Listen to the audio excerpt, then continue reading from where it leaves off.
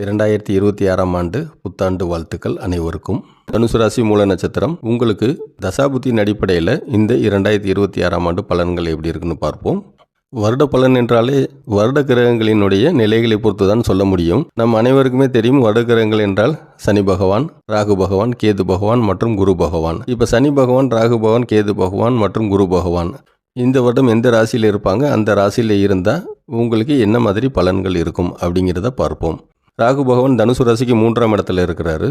சனி பகவான் தனுசு ராசிக்கு 4ஆம் இடத்துல இருக்கிறாரு. கேது பகவான் உங்களுக்கு 9ஆம் இடம் பாக்கியஸ்தானத்தில் சிம்ம ராசியில் தனுசு ராசிக்கு இருக்கிறாரு. அடுத்து குரு பகவான் தனுசு ராசிக்கு 7ஆம் இடத்துல குரு பகவான் ஜூன் 3ஆம் தேதி வரைக்கும் இருப்பார். அதற்கு பிறகு தனுசு ராசிக்கு 8ஆம் இடம் கடக ராசிக்கு குரு பகவான் பயிற்சி ஆயிடுவார்.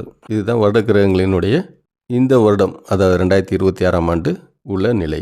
பொதுவாக குரு இருக்கிற இடத்தை விட குரு பார்க்கும் இடங்களுக்கு தான் அனுகூலம் அதிகம்னு சொல்லுவாங்க.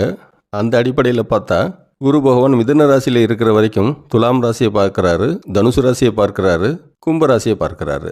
அதனால் ஜூன் 2ஆம் தேதி வரைக்கும் துலாம் ராசி, தனுசு ராசி, கும்பராசி இந்த 3 ராசிகளுக்கும் அதீத பலன் இருக்கும்.